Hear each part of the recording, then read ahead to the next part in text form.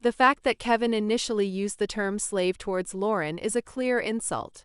Silence fell around the table. Let's resolve this simply, Wayne continued. Everyone pays for their own orders and this issue is resolved. That's ridiculous, Kevin shouted. We can't afford such amounts. Then why did you order them? Wayne asked calmly. Was it not because you assumed Lauren would cover the costs? Silence dominated the table. Please understand, Wayne continued. This isn't just a family meal. It appears to be a premeditated attempt to use Lauren. If you refuse to pay, we may need to take legal action. Wait, my mother hurriedly said. This is a misunderstanding. We just wanted to have a meal with Lauren. Then why did you call her slave? Wayne pressed. Why did you order expensive menu without her consent? Wayne, that's enough. I put my hand on his arm. It's clear now. They don't see me as family. To them, I'm just an ATM. Suddenly, my grandmother slammed her hand on the table. That's enough, she said with anger in her voice. As the eldest in this family, I will not tolerate such behavior. She glared at my parents and siblings. You have treated Lauren terribly. You've looked down on her since she was a child. And now, when she's successful, you want to ride on her coattails. Grandma, Kevin tried to protest, but she raised her hand to stop him. I'm not finished, she said. Edward, Janet. You should have loved and supported your daughter fairly, but you've always alienated Lauren. And now all of you have plotted this disgraceful scheme. Mom, that's not true. My father tried to argue, but she ignored him. Lauren, she turned to me. You have grown into a strong woman. I am proud of you. And if you choose to distance yourself from this family, I understand. Her words deeply resonated with me. My grandmother had always been my ally, but she had never defended me in public with such a strong stance before. Thank you, Grandma, I said. I felt tears welling up in my eyes, but I managed to hold them back. So what shall we do about this? Wayne picked up the bill again. Legally, everyone should pay for their own orders. However, realistically, I will pay, my grandfather suddenly said. He had been quiet until now, but there was a look of determination in his eyes. But there is a condition, he said, looking at my parents, Kevin and Madison. All of you must apologize to Lauren and ask for her forgiveness. Otherwise, I will exclude you from my will and the inheritance will go entirely to Lauren. A murmur spread around the table. Dad, you're joking, right? My father said. I'm not joking, Edward, my grandfather said sternly. I have been disappointed by your behavior for a long time. Tonight is the last straw. Kevin blushed and reluctantly turned towards me. Lauren, I'm sorry. His words lacked sincerity. My parents and Madison also made formal apologies. Is that satisfactory? My grandfather asked me. I nodded slightly and looked at Wayne. Yes, this resolves it, Wayne said. However, it is up to Lauren to decide how she wants to handle her relationship with her family in the future. Of course, my grandfather said. He took a card out of his wallet and handed it to the waiter. I took Wayne's arm and stood up. Let's go, I said quietly. Before leaving the table, I approached my grandparents and hugged them gently. Thank you, Grandma, Grandpa, I whispered. You are the only true family I have. Call any time, she said while holding my hand. You're not alone. We left the restaurant. As we stepped outside, the cold air of New York's night brushed against my face. It felt like it was heralding a new beginning. Standing on the balcony of Wayne's luxurious apartment, we looked down at the Manhattan nightscape. The city lights twinkled like stars. I'm really sorry to have involved you in this, I said. I didn't expect things to turn out like this tonight. Wayne smiled gently. I'd do anything for you, Lauren. Besides, their behavior was definitely problematic. But you couldn't actually have sued them, could you? I asked. To be honest, it would have been difficult, he admitted. But they didn't need to know that. He winked. We laughed, and then I took a deep breath. I've been troubled by my relationship with them for a long time. I always felt like an outsider, as if I had no value. But tonight I finally drew a line for myself. You are an amazing woman, Lauren. Wayne touched my cheek. Talented, intelligent, and compassionate. It's their loss if they can't see that. Thank you, I held his hand. I'm truly grateful to have you by my side. Wayne looked slightly bewildered, then suddenly reached into his pocket. Actually, he pulled out a small blue velvet box. I was planning to give this to you tonight. He slowly knelt down and opened the box. Inside, a beautiful diamond ring sparkled. Lauren Collins, I want to walk through life with you. I am impressed every day by your strength, intellect, and kindness. Will you marry me? Tears overflowed in my eyes. Yes, Wayne. Of course. He slid the ring onto my finger and stood up to embrace me. Our kiss was filled with the promise of a new beginning. Late that night, my smartphone rang. It was a message from my grandmother. I am proud of your courage. It's wonderful that you've learned to know and protect your worth. I love you, Lauren. And Wayne is a good man. I smiled as I replied, Thank you, Grandma. I wouldn't be who I am today without your support. I love you. Looking out the window, I saw the first light of dawn beginning to illuminate the sky. A new day, a new beginning. For a long time I had sought my family's approval. But now I had learned to accept myself and recognize my own worth. Sometimes the most difficult choices are the most necessary. Distancing myself from my family had been painful, but it was also the first step towards self-respect and healing. I smiled as I saw Wayne sleeping peacefully beside me. Together, we would build a new family. A family based on love, respect, and understanding. The next morning, an unexpected situation arose. I received a call from an unknown number. Is this Lauren Collins? A young woman's voice asked. I'm Sandra Brown from the New York Daily. Could you comment on last night's incident at Grand Plaza? What incident? I asked, confused. A video capturing your family insulting you has gone viral on social media, she explained. It's currently trending. I stood frozen. Wayne quickly took out his smartphone and started searching. Ah, this, he said, showing me the screen. The video, secretly filmed by a guest at the next table, showed Kevin calling me slave and the entire family laughing. Then it showed me calling Wayne my lawyer and my grandfather eventually paying the bill. Everything was vividly captured. I was at a loss for words. It has already been viewed over 1 million times, Wayne said quietly. The comments are overwhelmingly supportive of you. Over the next few days, the situation escalated. Kevin's workplace was identified, and his social media accounts were flooded with critical comments. Madison's fashion blog was labeled as hypocritical. Paparazzi appeared in front of my parents' house, tracking their daily movements. Local newspapers contrasted my success story with my family's cruel behavior. An article titled How a Genius Entrepreneur Was Alienated by Her Family was shared nationally. I declined all interview requests. My intention was not to publicly disgrace them, but merely to defend my own dignity. However, the video had an unexpected effect. Young women began reaching out to me, saying they had experienced similar situations. They described my actions as empowering and strong. A year later, Wayne and I got married in a small ceremony. It was held in a beautiful garden in Central Park, surrounded by close friends. My grandparents attended, but I did not invite my parents or siblings.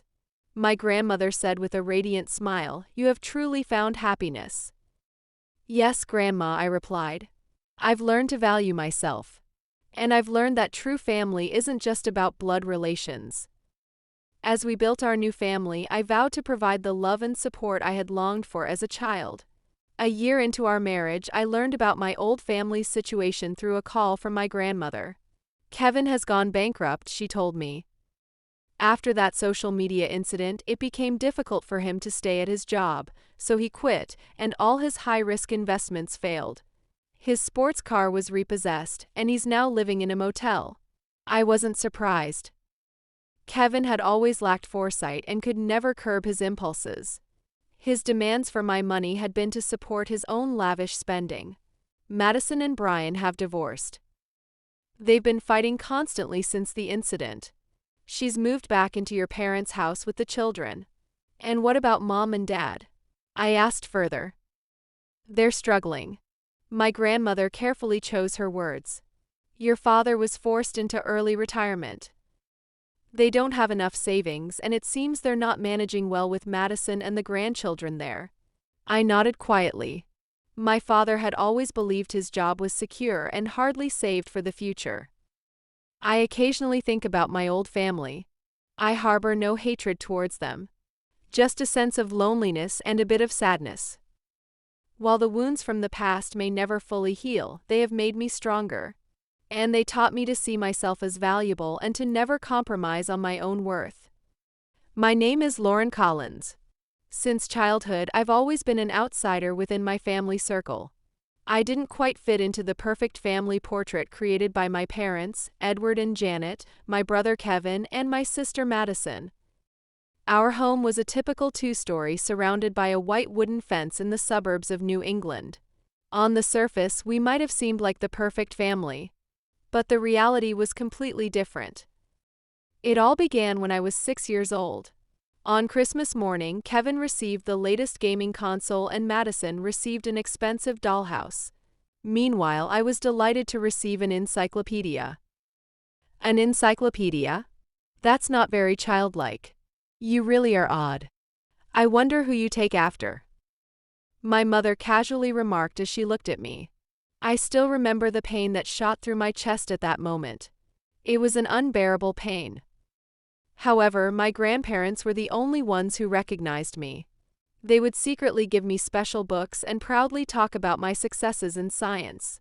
Lauren, your talent is something special, my grandmother would whisper. Someday, the world will understand that. And then she gave me a beautiful math book. This is our secret, she said, and one unforgettable moment happened the day before my 13th birthday. I had won first place at a school science fair. I had spent weeks researching a new method to capture solar energy more efficiently. The judges praised me as a promising young scientist. When I returned home excited, my mother greeted me with a cold look. I'm busy preparing for Madison's dance recital tomorrow. You'll need to help out around the house then, she said. My father was equally indifferent. That's nice, he said without taking his eyes off the news program. The next day, my parents forgot my birthday and went to Madison's dance recital. When they found out, my grandparents came to me. I'm sorry we couldn't come earlier, my grandmother said sadly. They took me out for a special dinner, and my grandfather gave me a sketchbook and a set of fine art pencils. A bright mind like yours needs a creative outlet, he said. When we returned home, my parents were angry. Why did you take Lauren out? My mother confronted my grandmother. Lauren had chores to do at home, she tried to argue, but she was powerless in front of my parents.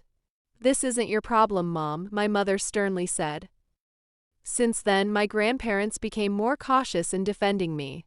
In my last year of high school, I was filling out college applications when my father walked into my room. He frowned upon seeing my application to MIT. Be realistic, Lauren, he said. Such universities aren't for you. Consider the local community college instead. I nodded silently, but inwardly I rebelled against his words. Weeks later, I received an acceptance letter and a full scholarship offer from MIT. When I told my family, my mother was dumbfounded, and my father coldly said, Well, you're lucky, Kevin laughed. No one would believe you could get into such a university. That night, crying in my room, I vowed to succeed to prove my worth. During my 4 years at college, I rarely went home during vacations. Instead, I spent most of my time in the university library pursuing my future path. I kept my distance from my parents and siblings as much as possible. At the pleading of my grandparents, I only attended family gatherings once every few years. After graduation, I started my career as an entry-level programmer at a major tech company. At 25, I decided to start my own business. It was a startup focused on AI-powered security systems. I started the company in a cheaply rented garage, using my modest savings. The image recognition algorithm I developed in sleepless nights outperformed industry standards by 30%. When a tech magazine featured this discovery, a prominent Silicon Valley investor called it revolutionary and offered me $5 million in seed funding. My company then began to attract industry attention. My technology was adopted by major banks and government agencies, and my employees grew to 150. Forbes magazine listed me as one of the top entrepreneurs under 30. The week of my 29th birthday, I announced another breakthrough. It was a new security protocol that combined blockchain and AI. It was proven to prevent 99.8% of data breaches. A week after the announcement, I received acquisition offers from 5 major tech companies. Eventually, I agreed to sell my company to a global tech giant for an astounding amount of $850 million. 2 weeks after my family learned of my success, I received a call from Kevin. "Hey, Lauren, that's incredible." His voice had suddenly warmed. "I'm actually in a bit of trouble, struggling with a car loan." At first, I intended to refuse. But deep down, there was still a part of me seeking their approval. If I helped them, surely they would recognize my worth. For years, I had wanted to be acknowledged as a true member of the family, not an oddity. I thought lending money might bridge that gap. And honestly, I wanted to prove my success. I wanted to show my family, who once looked down on me, that I was now successful enough to financially assist them. I ended up sending him $50,000. There was a promise of repayment, but it never materialized. Next was Madison. Her husband had failed in his business and they were about to lose their house, she said. She asked for $30,000 as temporary help. Out of goodwill, I sent the money again. The disappointment I felt when I saw their photos from a European trip on social media months later was indescribable. My parents were no exception. At first, they were modest, but soon their small request began to accumulate. A new car for my father, a necessary cosmetic surgery for my mother, renovations for their house. The list went on endlessly. Each time I fulfilled these requests, all I got in return were superficial words of thanks. In 1 year, I had loaned over $150,000 to my family. Our conversations always ended up discussing what more they wanted. They rarely asked about my life or feelings. They chose to exploit my success rather than acknowledge it. Realizing this, I increasingly avoided family gatherings, and I stopped responding to their requests. But everything changed one Thanksgiving night. It started with a phone call. It was my grandmother. "Lauren, please. I want you to come for Thanksgiving this year. We're all having dinner at Grand Plaza." Her voice was frail but determined. "Without you, the family isn't complete." Her words struck a chord and I agreed. "All right, Grandma. I'll come for you." On Thanksgiving, I wore my finest black suit to Grand Plaza. This suit, which I wore on the day of my first big deal, gave me confidence. I needed it that night. As I entered the restaurant, my family was already seated at a long table. My grandparents, parents, Kevin, Madison and her husband Brian, and the kids were all laughing and talking like a scene from a movie. "Lauren," Kevin called out. His smile seemed pleasant, but I sensed coldness in his eyes. He stood up and pointed to an empty seat at the end of the table. "It's been a while. Come sit here." As I moved towards the indicated seat, Kevin spoke up. Sorry, this seat is for family." He chuckled slightly, pointing to a spot slightly away from the table. "Slaves eat in the toilet." Sniggers arose around the table. Both my mother and father had restrained smiles. Only my grandparents' faces darkened. "How long do you intend to keep making such childish jokes?" I asked, maintaining my composure. Then I called over a waiter and asked him to bring another chair near the table. Leaving crossed my mind, but I saw it as a perfect opportunity. I decided to settle things with my family right there. "What will you order?" the waiter asked. "I'll just have a coffee," I replied. "Coffee only?" My mother frowned. "On Thanksgiving?" "I'm not hungry," I lied. In reality, I wanted to conserve my energy for dealing with them. "Well, everyone," Kevin raised his voice. "Tonight is a special night. Order whatever you like." He smirked at me. "Right, Lauren? I ignored his gaze. One by one, everyone chose the most expensive items from the menu. Lobster, caviar, vintage wine, their orders became increasingly costly. Let's toast. Kevin raised his glass. To family reunions. While everyone toasted, I just held my coffee cup without moving. As dinner progressed, I let myself be carried along by their conversation. Kevin's golf scores, Madison's new pool house, gossip about relatives. The conversation moved on, ignoring my presence. So, Lauren, suddenly my father turned to me. What was it? Computer job, how is it? It's technology investment. I replied calmly. It's going well, thank you. Is that so, is that so? My father nodded, but there was no understanding in his eyes. When the meal ended and the desserts were cleared, the waiter brought a small black tray to the table. On it was a single bill. Here is the check, he said, placing the tray in front of my father. Then Kevin quickly grabbed it and thrust it in front of me. I was shocked as I looked at the bill. 4387美元. It was an unbelievable amount. I lost my words. Oh, Lauren, don't worry about it. Kevin spoke. It's a trivial amount for you, isn't it? Expectant faces spread around the table. They assumed I would pay. Was this your plan? Anger welled up inside me. To invite me just to make me pay the bill. What are you talking about, Lauren? My mother feigned confusion. This is a family gathering. Yes, a family gathering, I said quietly. But have you ever treated me as part of the family? Silence took over the table. You're successful now, you should share a bit, my father finally said. We're family, right? Those words broke something inside me. Family. My voice trembled.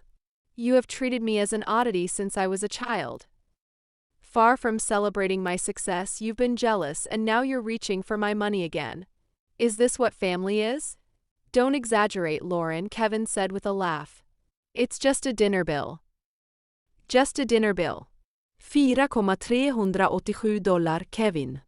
I pushed the bill towards him. Pay it yourself. You're joking, right? He said as his face turned red. We all ordered thinking you would pay. That's the problem, I stood up. You've always mocked me, and now you only think of using me because I'm successful. But it's over now. I took out my smartphone from my bag and searched for Wayne in my contacts. He was my partner and one of the best lawyers in New York. Lauren. His voice came through the phone. What's going on? Wayne, I'm sorry to bother you, but can you come to Grand Plaza? I said. There's a legal issue here. Only you can resolve it. I'll be there in 3 minutes. He responded immediately. As I hung up, tension filled the air around the table. Did you call a lawyer? Madison asked in disbelief. Yes, I replied calmly. I think this is an attempt at fraud. You tried to deceive me into paying a high bill. I'll have my lawyer assess this situation.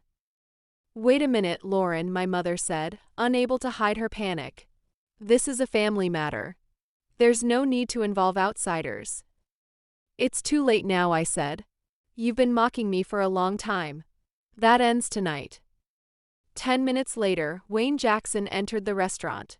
He was dressed in an elegant gray suit and walked with a confidence that spoke of his courtroom experience. A dignified aura surrounded him. Lauren, he approached and gave me a light kiss. What's happening? I briefly explained the situation. Wayne looked at the bill and frowned. This is clearly premeditated, he said in a professional tone. Inviting you here and then without prior agreement, expecting you to cover an expensive bill is problematic. You're joking, right? Kevin stood up. This is just a family dinner. There's no problem. And you are. Wayne turned to him. Collins, Kevin Collins. Well, Mr. Collins, this can be seen as an intentional attempt to impose an unfair financial burden on Lauren.